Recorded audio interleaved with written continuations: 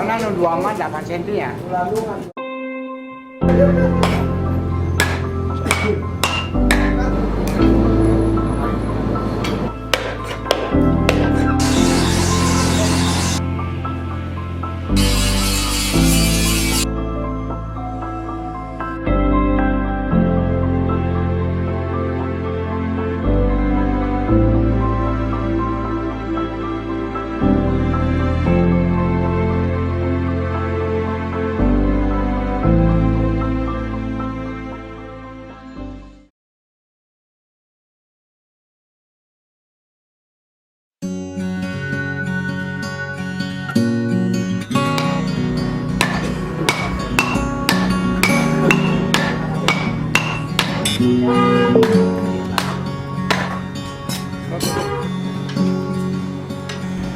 Berdirinya Gong Factory ini dulu ada namanya Mbah Pangarang. Nah, itu Mbah Pangarang itu sebagai pendiri dari Gong Factory ini.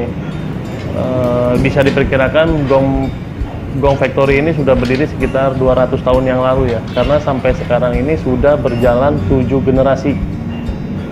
Di mana lokasinya ini dari dulu sampai sekarang itu tidak pernah berpindah. Jadi tetap di Jalan Pancasar nomor 17 ini.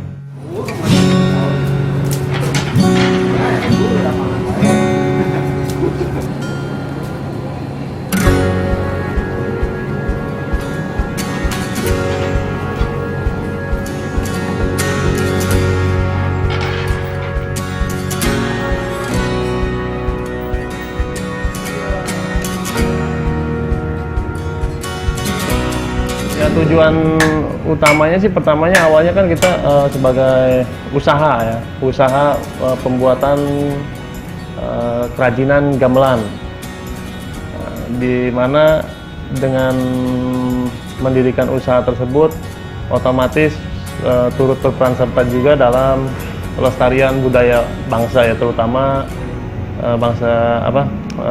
kebudayaan Sunda.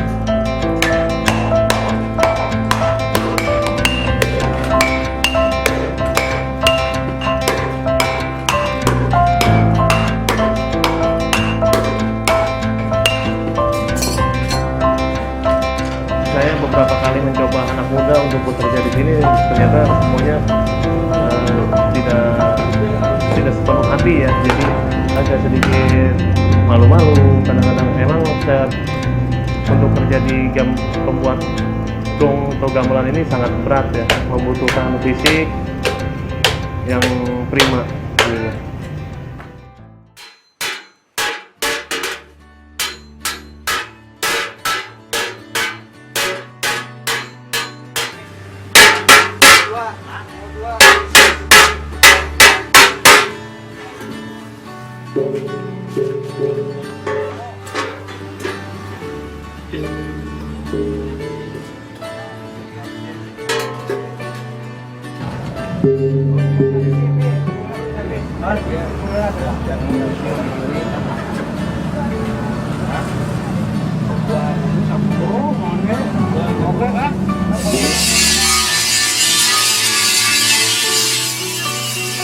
Sebenarnya dalam proses pembuatan gamelan itu tidak banyak ya. Jadi hanya ada beberapa tahapan ya, yaitu tahapan pertama itu peleburan, di mana kita mencampur timah putih dan tembaga merah menjadi satu dengan perbandingan 3:1. 3 kg tembaga merah dicampur dengan 1 kg timah putih. Lalu proses keduanya yaitu proses penempaan. Yaitu penempaan di mana menempa bahan tersebut yang sudah menjadi satu itu ditempa hingga menjadi bentuk sebuah gong atau gamelan. Proses ketiganya yaitu penggilapan. Untuk penggilapan itu membuang sisa-sisa pembakaran yang tadinya berwarna hitam, kita sampai keluar warna aslinya itu yaitu seperti kuning keemasan. Lalu proses keempatnya itu stem untuk pemberian suara.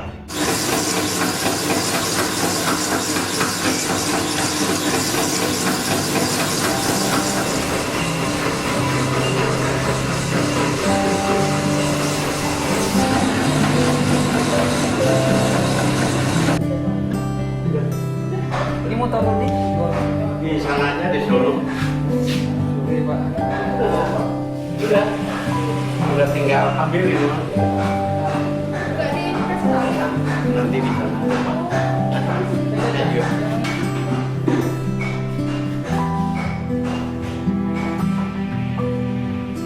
Untuk kesulitan kita sebenarnya bisa disebabkan oleh beberapa faktor ya, dimana bisa oleh faktor kesalahan pegawai ya, karena kesalahan memukul itu bisa mengakibatkan fatal juga. Lalu untuk kesulitan dari segi material kita ada juga kendala seperti bahan baku yang sampai sekarang ini sangat mahal dan sangat kadang ada masa di mana barang tersebut sulit untuk didapatkan. Untuk pasokan bahan dasar kita dari PT Indometal Asia ya, di mana yang terletak di Jakarta, ya, di mana kita bisa memesan ya di perusahaan tersebut, yaitu berupa timah dan tembaga.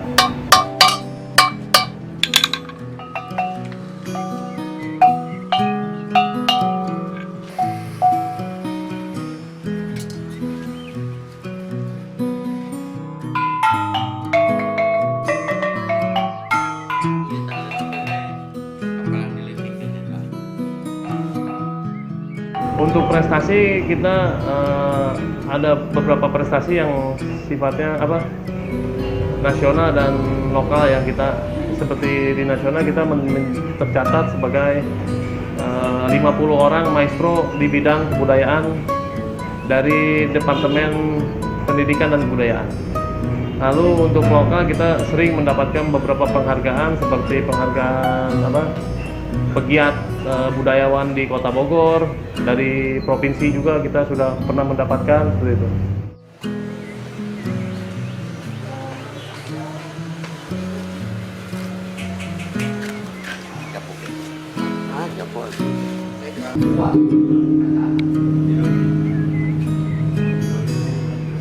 Harapan saya sih ya, sebagai pengrajin dari Gong Factory ini, agar generasi muda sekarang ini lebih menyukai alat musik tradisional, khususnya gamelan, dimana sekarang ini menurut saya regenerasi dari baik dari seniman maupun pembuat itu sangat minim ya, minat dari generasi muda sekarang ini, seperti itu. Harapan saya sih agar generasi muda lebih aktif lagi dalam melestarikan budaya Sunda.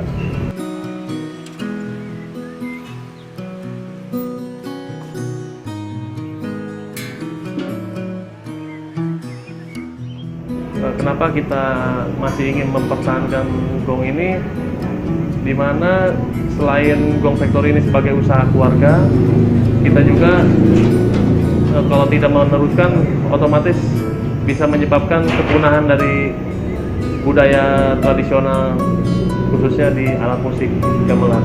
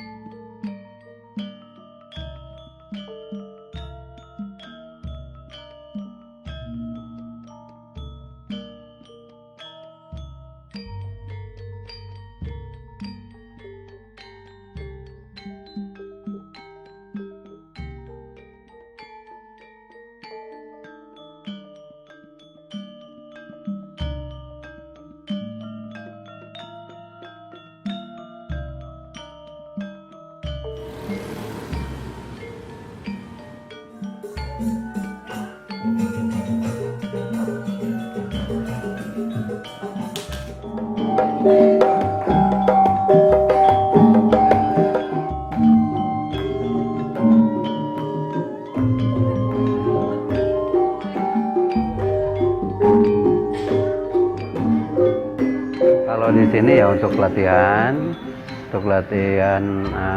secara live, Pak. Terus terutama yang keluar ya, kalau keluar dalam arti pentas ya, itu dalam rangka umpamanya ada pernikahan, sunatan ataupun perayaan-perayaan lain seperti ulang tahun Bogor, Cap Gome dan sebagainya, itu juga dipakai untuk mengiringi musik dalam rangka melaksanakan itu. Kalau latihan tari tidak wajib dengan menggunakan alat tradisional, tapi kalau hanya alat tradisional itu kan untuk mengiringi ya, mengiringi yang tari atau mengiringi lagu. 2, 3.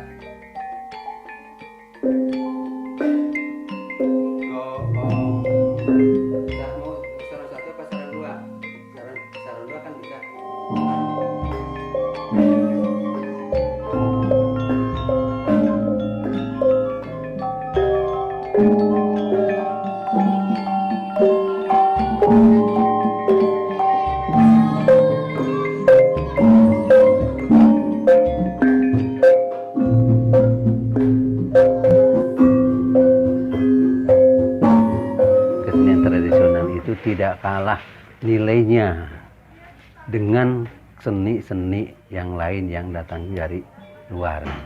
Sangat bernilai tinggi. Makanya siapa lagi yang harus menghargai selain daripada kita sendiri.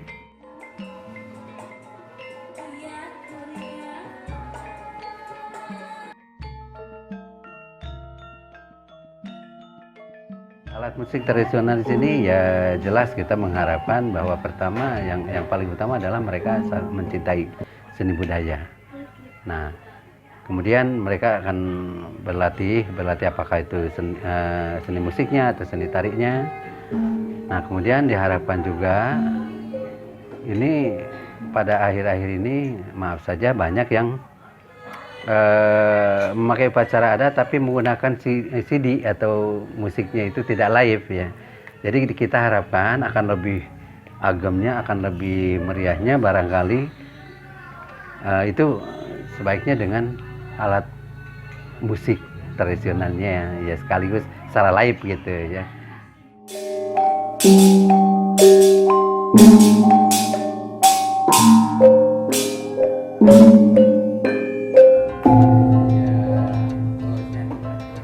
Kenapa mau belajar alat musik tradisional ini?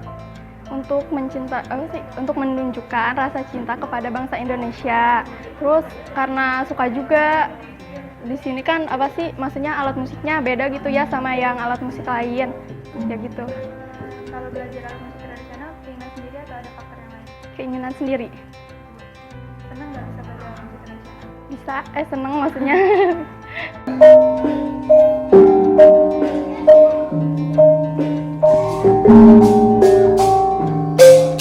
Kenapa mau belajar alat musik tradisional? Untuk menambah pengetahuan.